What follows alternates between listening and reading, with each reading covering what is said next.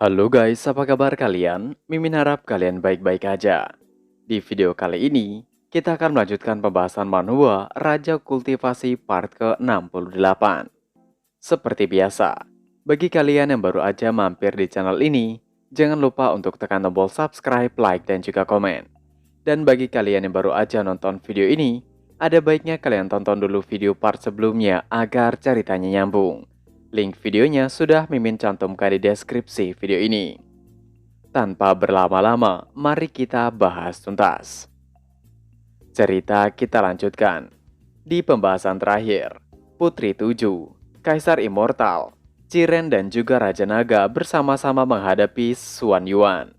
Yang mana Xuan Yuan adalah seseorang yang berusaha mencari masalah dengan Master Nivan. Seorang immortal kuat yang setara dengan Xuan Yuan yaitu Lingzu, akhirnya berpihak pada Putri Tujuh karena ia mendapatkan suapan berupa roti kukus. Lingzu memberikan tendangan di punggung Xuan Yuan ketika akan menyerang Ciren. Itu menyebabkan Xuan Yuan langsung terhempas ke permukaan tanah dengan begitu keras. Lingzu segera mendekati Putri Tujuh dengan mengatakan berbagai macam hal tentang roti kukus. Yang intinya, ia ingin memakan lebih banyak roti kukus. Ia berjanji tidak akan membiarkan siapapun menyentuh Putri Tujuh selama ia mendapatkan roti kukus. Para immortal yang ada di bawah hanya melihat tidak percaya. Apakah benar seorang Taiyi Golden Immortal bisa disuap dengan roti kukus? Setelah beberapa saat, tidak ada pertarungan. Xuan Yuan tiba-tiba bangkit dengan aura mengerikan memancar dari tubuhnya. Ia mengatakan untuk tidak perlu bermain-main lagi. Ia akan menghabisi mereka semua. Ia tidak peduli. Siapapun yang melawannya akan ia pastikan musnah di hadapannya. Dengan wajah yang dipenuhi kemarahan, Xuan Yuan bahkan meminta untuk Putri Tujuh dan yang lainnya memanggil sang ahli untuk menghadapinya. Ia akan memastikan menghabisi sang ahli juga di waktu yang bersamaan. Putri Tujuh yang bersama dengan yang lainnya mengatakan, di antara 5 orang Taiyi Golden Immortal, Lingzu adalah yang terkuat. Bahkan dibandingkan dengan Lingzu, Xuan Yuan bukanlah apa-apa. Seharusnya Xuan Yuan mengetahui hal itu juga. Dengan menatap tajam Xuan Yuan, Putri Tujuh meyakinkannya bahwa Lingzu adalah utusan dari Istana Surgawi. Putri Tujuh memerintahkan untuk Lingzu segera menangkap Xuan Yuan. Tentu saja perintah itu sudah mutlak. Demi roti kukus, Lingzu pasti akan melakukannya. Ia memutar-mutar lengannya tanda untuk meregangkan otot, guna bersiap bertarung dengan Xuan Yuan. Lingzu segera mengangkat tangannya ke udara dan berteriak untuk bangkit. Seketika getaran hebat dirasakan di sekitar mereka. 2 buah pohon menjalar keluar dari tanah menjulang tinggi.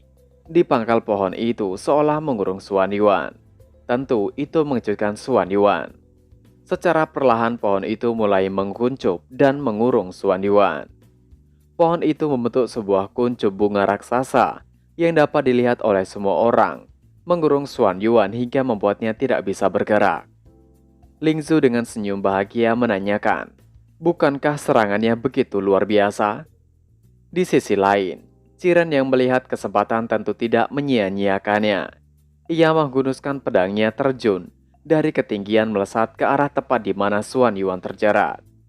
Serangan Ciren langsung membelahnya menjadi 2 bagian. Serangannya bahkan menyebabkan hembusan dan gelombang terasa hingga beberapa meter jauhnya. Ditambah dengan Kaisar Immortal yang segera menembakkan dengan api dewanya. Melihat tindakan mereka berdua membuat Lingzu pucat. Apakah mereka akan menghancurkan Xuan Yuan sepenuhnya? Dengan bangga Ciren dan Kaisar Immortal mengatakan bahwa menjadi musuh sang ahli berarti kematian. Mereka benar-benar percaya diri akan hal itu. Padahal yang melakukan kontribusi besar adalah Lingzu. Di atas mereka terlihat senjata spiritual gunting dan juga senjata selembar kain turun mendekati mereka. Putri Tujuh mengetahuinya bahwa benda itu adalah senjata spiritual yang selalu digunakan oleh Xuan Yuan. Nama senjata itu adalah sapu tangan spiritual dan gunting emas Qian Kun yang dapat menembus semua pertahanan. Menurut Putri Tujuh, senjata itu harus diberikan pada sang ahli. jadi biarkan ia menyimpannya dan akan memberikannya secara langsung.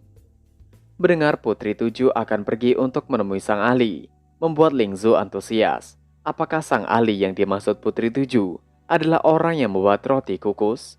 Jika begitu, ia harus ikut dan tidak akan melewatkannya. Karena telah menerima bantuan dari Lingzu, Putri Tujuh tidak mungkin mengatakan tidak. Ia akan mengajak Lingzu untuk mengunjungi sang ahli bersama. Itu membuat Lingzu benar-benar bahagia. Ia merasa benar-benar akan memakan banyak roti kukus nantinya. Melihat tingkah Lingzu membuat Putri Tujuh tertawa kejut. Menurutnya, usia Lingzu adalah sekitar 10.000 tahun, tapi masih bersikap seperti anak-anak. Tapi itu juga adalah hal baik. Putri Tujuh tersenyum dalam hatinya. Ia mengatakan bahwa ini adalah waktunya ia mengunjungi sang ahli. Dari belakang Putri Tujuh dan yang lainnya, ada beberapa immortal menyapa dan mengatakan, karena Xuan Yuan sudah tidak ada lagi, itu sangat mengejutkan mereka. Apakah sang ahli yang Putri Tujuh dan yang lainnya maksud adalah? Mereka tidak meneruskan ucapannya, tetapi Putri Tujuh mengerti maksud mereka yang penasaran akan sang ahli. Putri Tujuh mengatakan bahwa ia tidak tahu detailnya, tapi ia tahu bahwa sang ahli adalah eksistensi yang melawan langit untuk kepentingan rakyat biasa di dunia mortal. Raja Naga melanjutkan, ia mendengar dari anaknya bahwa sang ahli berbicara tentang kehebatannya dan menampakkan nostalgia di wajah sang ahli ketika membicarakannya. Ciren menambahkan bahwa mereka yakin sang ahli akan mencoba menghidupkan kembali zaman kuno. Begitu juga Kaisar Immortal. Ia menyarankan pada semua immortal untuk kembali membangun zaman kuno, membawa sang ahli untuk berkunjung di dunia immortal dan memberikannya kejutan besar.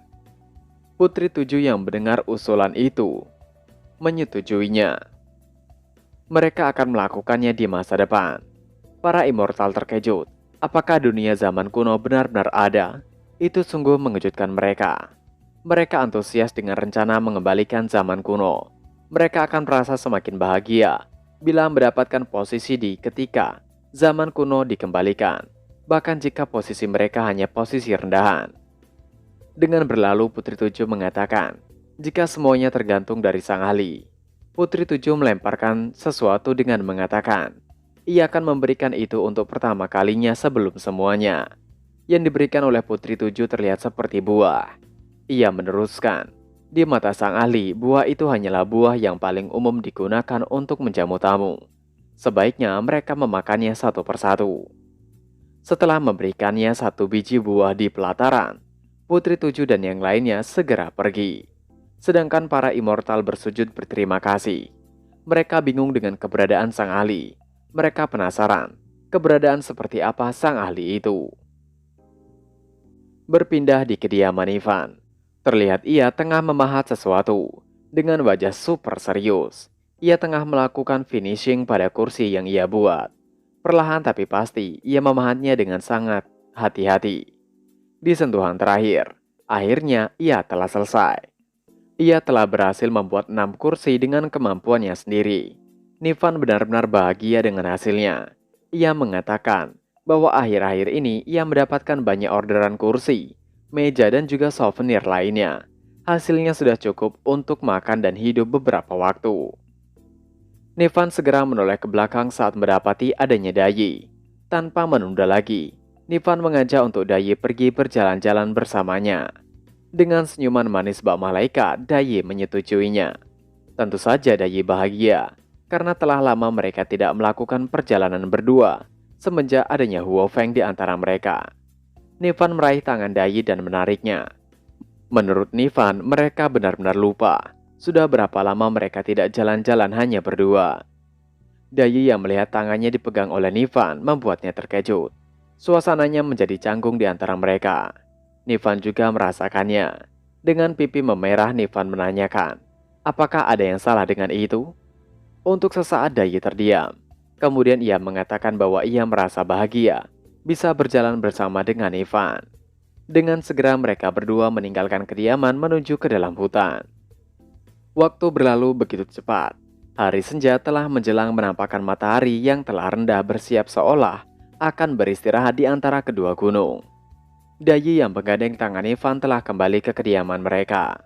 Dari kejauhan Ivan melihat adanya dua orang yang duduk di sebuah batu, tepat di depan pintu masuk rumahnya. Ivan yang mengetahui bahwa mereka adalah Meng Liang dan Pangeran Zhou, langsung menyapanya. Mengapa mereka hanya duduk di depan pintu? Meng Liang mengatakan bahwa mereka datang untuk mengunjungi Ivan. Dan kebetulan Ivan tidak ada di kediaman dan mereka menunggu di luar.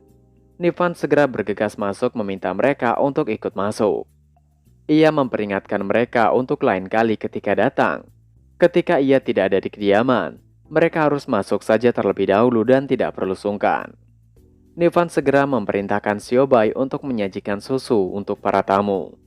Setelah beberapa saat, mereka segera duduk di kursi dan meja yang telah Ivan buat dengan tangannya sendiri. Ivan segera menanyakan keperluan mereka. Apa yang membawa mereka menemuinya? Apakah ada sesuatu yang genting terjadi? Meng Liang salah mengartikan makna dari pertanyaan Ivan. Menurut Meng Liang, itu sesuai yang diharapkan dari Ivan, mengetahui masalah yang saat ini sedang ia hadapi. Meng Liang dengan terkejut melihat adanya sapi 5 warna di kediaman Ivan mengatakan bahwa ia benar-benar terjebak akhir-akhir ini. Yuecha ingin mengelilingi dunia untuk berkhotbah, menyebarkan cerita perjalanan ke barat ke seluruh penjuru dunia. Tapi ia menemui terlalu banyak Tao yang terlibat di dunia saat ini. Dan ia tidak tahu harus mulai dari mana untuk mengajar. Dengan menangkupkan tangannya, Meng Liang meminta untuk Ivan memberinya pencerahan. Berpindah di suatu tempat tengah hutan, terlihat sebuah celah di sebuah tebing yang sepertinya adalah gua persembunyian. Di dalam gua, terlihat sesosok yang duduk di singgasana. Terdengar suara seseorang yang membicarakan sosok itu. Apakah itu adalah Raja Monster yang baru? Seseorang mengatakan bahwa dikatakan sosok itu berasal dari dunia atas.